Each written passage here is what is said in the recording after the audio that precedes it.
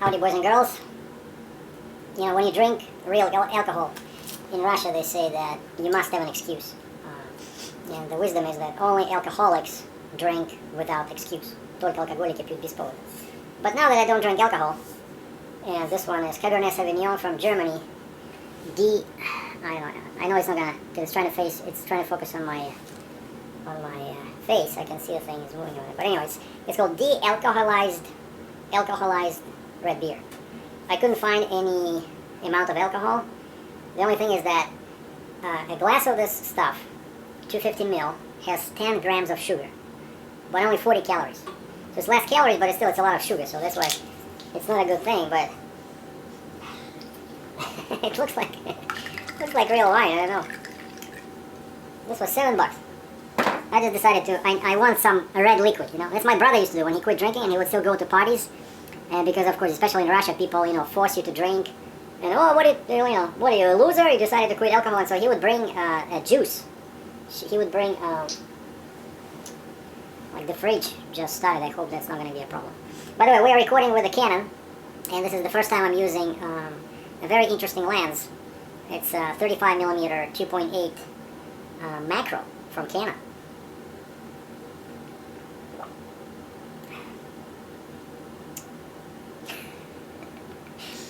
Tastes like non-alcoholic beer plus wine, non-alcoholic plus water, and maybe some. But anyway, tastes very weird. But what I wanted to talk to you about is, besides this, is three things.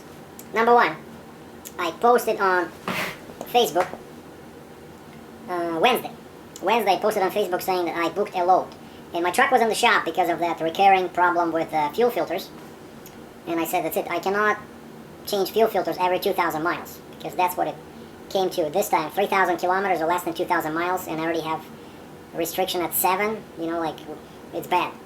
And so I gave them the truck, and these guys are very busy, so I knew that I cannot leave right away. But I started looking for a load. And there was a load posted from Pennsylvania to northern Ontario, like 1,600 miles. All the way north, pretty much to the border with Manitoba, like the very, west part of Ontario in the north. And it was paying okay, and I said, I cannot pick up now, but how about Monday? And the lady says, oh shoot, everybody's asking for Monday. Well, I said, my truck is in the shop. I mean, that's the only time when I can do it. If I leave Sunday morning, I'll be there Monday morning, pick it up, and probably deliver Thursday, Friday. And finally, the lady agreed.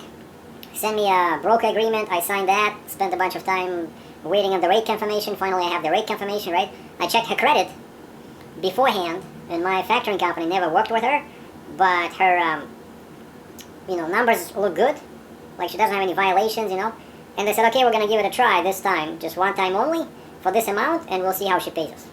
And so I covered all my bases. I said, okay, so if these guys in my factoring company is going to work with them, I can do it, right? And then I'll be paid on the next day. Try to get some fuel money out of them, because Northern Ontario it's very expensive for fuel. And she says, no, we don't do fuel cash advances. Okay. And anyway, then she wants me, of course, to pick up and start going right away. So the next day, on Thursday, yesterday, I started ordering permits, because I hold these excavators before, and I had to double check something, because there's 3 types of arms for this link belt 350X something. It was 350X link belt excavator, about 80,000 pounds. But I found the booklet, but on the booklet there's 3 types of arms you can get this excavator with, and the height is different, right? Depending on that one. And so she did not give me, I did not trust the numbers that the broker gave me, and so I called the shipper in Pennsylvania, and I didn't bug those guys because they have too many machines there, right? So I didn't have the serial number. This lady, I said, where's this? They want the serial number. I know they will not load me without the serial number of the machine. Oh yeah, I know. I'll give it to you when you're there. And that was like the first weird thing. Like, why cannot I have the serial number now? Because I need it when I'm ordering permits. And she started giving me something about tracking. Basically, if I give it to you now, I won't be able to track you. And she says, once you're there, I give you the serial number and I start tracking your phone. I'm going to put a tracker on you, as she said. And by the way, she never asked my opinion, but a bit weird, Oh, I'm going to put a tracker on you. No, I cannot give you the serial number now, like only when you're there. And then she gave me the phone number for the consignee in Northern Ontario, so I called the guy, and usually they will know what kind of spec they have with this machine, right? And so I asked him what kind of arm you guys ordered. And he told me it was a long one. It was actually the 13-foot, like the longest arm available with this machine as per the website. And I think the overall would be like 11, but that's only if the knuckle of the bucket is on the floor. But of course on my trailer, it goes below because I have recessed, the bucket pocket, right? So I think that would be legal height. So anyway, I do that and I tell him that, yeah, I'm loading Monday, delivering probably Thursday, Friday, talking to the consignee, right? And as soon as I hang up, maybe 10 minutes later, I already ordered the permits. I shot an email to my permit service company. Did all the work, right? Because you have to, look at your routing, you have to put down your weights, It takes time. And I also ordered the permit for the bridge because you have to get the permission to cross the Queenston-Lewiston Bridge when you're over 120,000 pounds. And I did that. That one also requires some work, right? But then my phone rings, and this lady says, the consignee just called. He says he cannot wait that long. And I'm like, wait a second, what are you talking about? This is the second day, right? We booked everything yesterday, I have the rate confirmation, the agreement. I just talked to the consignee. And she says, yeah, I know, and he just called me saying that he doesn't want to wait till Thursday or Friday. Which makes no sense whatsoever because this was Thursday. Even if they found the truck right there on Thursday, you will never see a New York permit until Monday, because, loads in PA, so you need a PA permit, New York permit, right, Ontario permit. And I already have the Ontario annual permit. So basically it was something weird. I think it's because of the money. Probably the guy decided maybe they found somebody, as often happens. They probably found somebody that agreed to do it for less money, But what made me kind of like upset is that this is already the second day, right?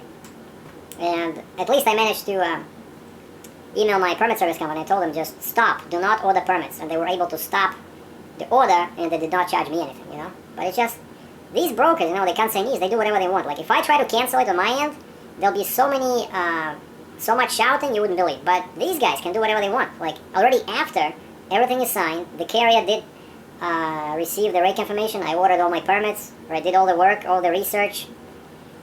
And of course there's no money because the truck, I'm still in Canada. I couldn't charge them for anything like, truck ordered not used.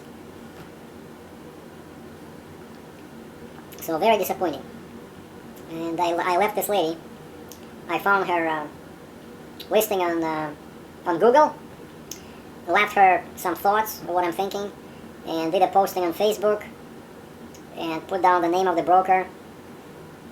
And describe the situation. So if you treat me like that, I'm going to create some publicity. So that maybe the next guy will think twice before working with you. The name of the broker is Mobile Convoy Worldwide. Or Mobile Worldwide Convoy, like some stupid name. I should have known. So that's one thing I wanted to mention. So I've been looking and working with loads, and I was pretty sure that I was leaving Sunday. And then this thing happens, and I try to find stuff today, and everything is wrong. My trailer is too short, too tall, too light. Send a bunch of emails to the brokers I worked with before. One guy says, hey, good timing, Sergey.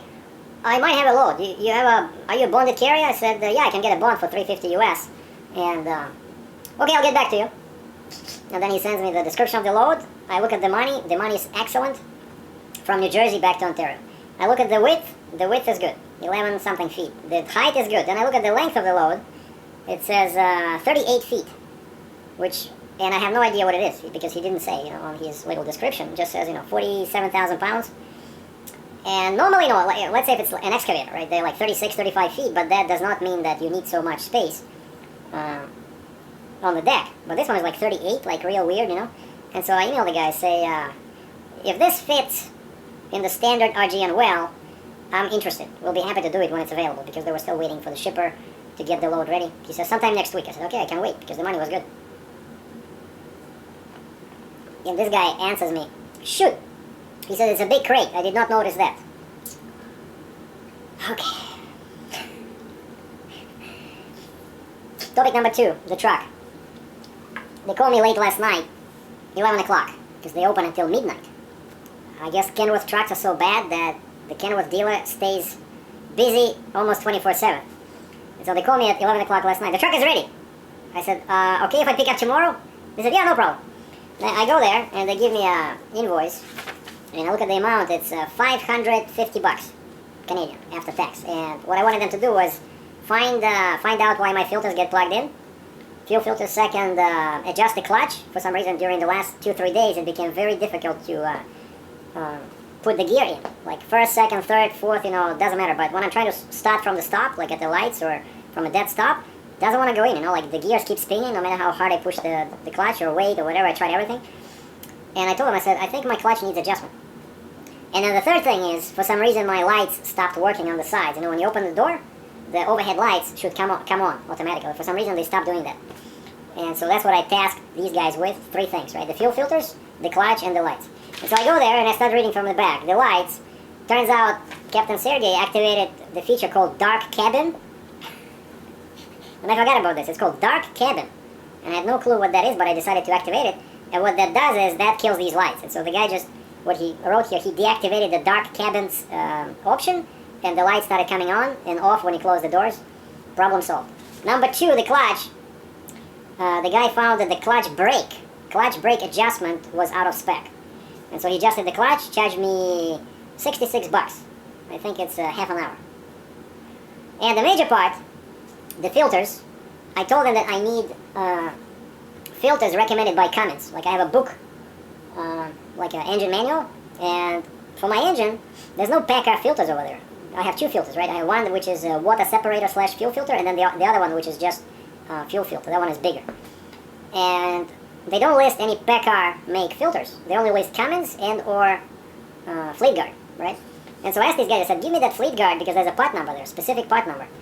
And these guys started looking into this, and they discovered that the filters that are recommended by Cummins cannot be used on my truck because the housing I have is, the make is Packard.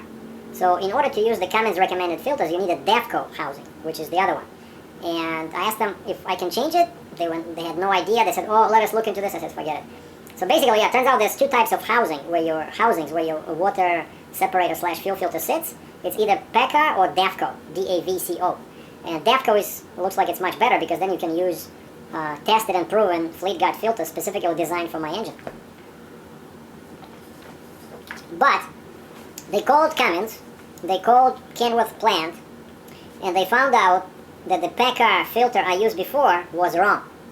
Because they look at the micron, the size of, the micron size of the filter, and they found out that for biodiesel fuel, especially in Canadian in those cold conditions, you need to use a different filter which has a much bigger micron size, like 3 times bigger.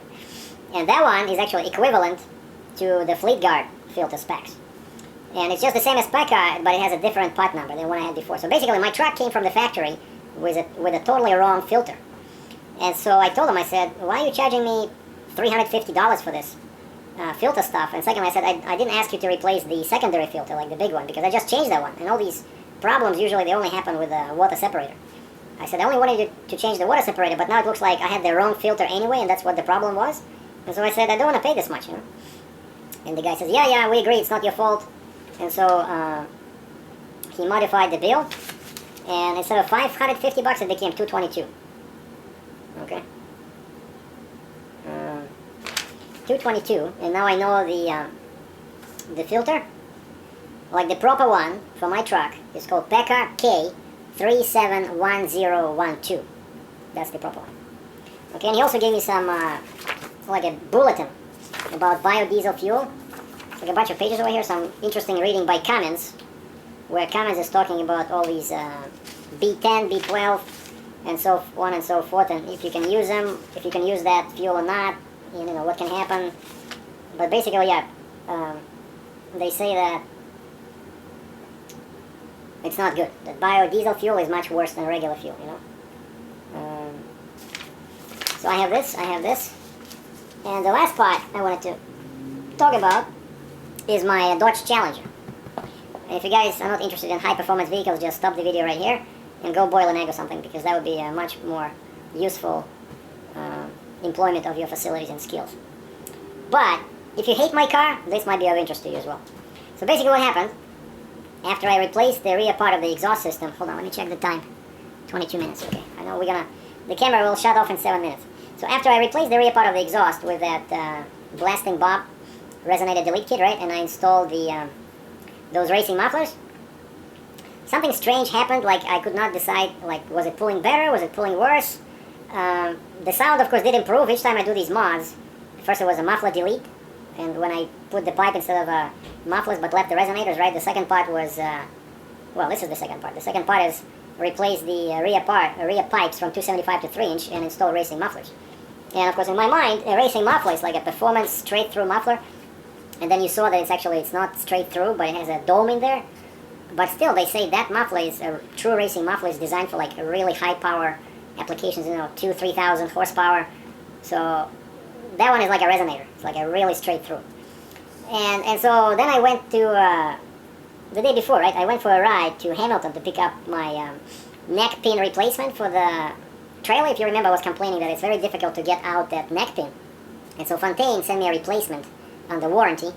And it was sitting on this KAD trailer in Burlington or Oakville. And so I drove there in my car. And this was like the first long drive, like 1 hour one way, after I put in the mufflers, And right away I noticed that at highway speeds, the throttle developed lots of delays, Like when I push gas, like nothing happens, It's like really weird. And finally I realized that I lost torque. I lost torque and I lost the throttle responsiveness. And so I went to Flowmaster website. Oh, check this out. It became so much lighter from the computer. And so I checked, wow. I tried to chat with the support staff at Flowmaster, but then Pacific time, it was already late. And so my chat was sent to them as an email. And I wrote, and I quote, "Just installed your racing mufflers on my Challenger. I feel the torque and responsiveness went down. Not happy with these mufflers. The model is 13009130. I think I have more restriction than before when I just had the resonators and no mufflers." Exclamation mark. And the guy, Mr. Porter, kind of like the main character in the movie Payback, sends me a reply. "Hello, the problem you're having is not enough restriction. Not enough restriction. You need a certain amount to produce low-end torque. Less restriction at high RPMs, it's like driving a car with open headers. It's loud, but falls on its face until you hit above 6K RPM. You install the Race Pro series. Those are made for high horsepower applications where power is being made in the latter part of the RPM curve. A better choice would have been 130-16100 or 130-12100 for a deep tone." And the mufflers that he referenced, those are the ones that I had before. If you remember, I bought those ones and they were too big. That's what I bought, And I told him, I said, I actually tried those that you recommended, but the body was 12 inches long and it would not fit in place of the factory resonators. I chose these racing mufflers because they do fit in the very back. And this guy says, actually that made matters worse when you put them in the back. That is where the factory resonators are, so the mufflers in the middle, the mufflers are in the middle of the car. So you basically over-scavenged the exhaust system. And when he says over-scavenged, maybe I'll leave the laptop like this for extra light. So what he means by over-scavenging is that now it's not too much restriction, it's not enough restriction. There's no back pressure whatsoever because first of all I removed the factory mufflers, right? Put the pipe in there, and then I further increased the flow by putting 3-inch pipe in the back instead of 2 3/4, the factory one. And I put in the racing mufflers that are designed for 6,000 RPM, which is totally crazy. So basically those mufflers are perfect if I want to run on the track at 300 kilometers an hour. Those mufflers are perfect. But if you want to feel some acceleration, some pickup between lights, those are not good. And so anyway, what this guy, I called him on the next day. I said, can I keep those? I like those mufflers, like how they look, the ones I have now. I said, can I keep them? And since they're so open, I want to use them instead of resonators, So I want to keep them like that. And then I just want to add a regular standard Flowmaster mufflers like Super 40 or Super 44. And this guy says, yeah, that would work. Just get a pair of, he was recommending Super 40s because they will create some restriction. And he says, especially with Super 40s, you will get a very nice deep bass, like a very nice tone. And he says he has a Challenger car himself, and that's what he's using. He's using Super 40s, And that's what I'm going to do. But first I'm going to raise my car, put it on the lift and see how much space I have because the Super 40 is a bit longer than Super 44. But basically that's coming in the next few weeks. I'm going to add a couple of mufflers. So those were the updates. Thank you very much. I have no more time. My camera is shutting off. Ciao.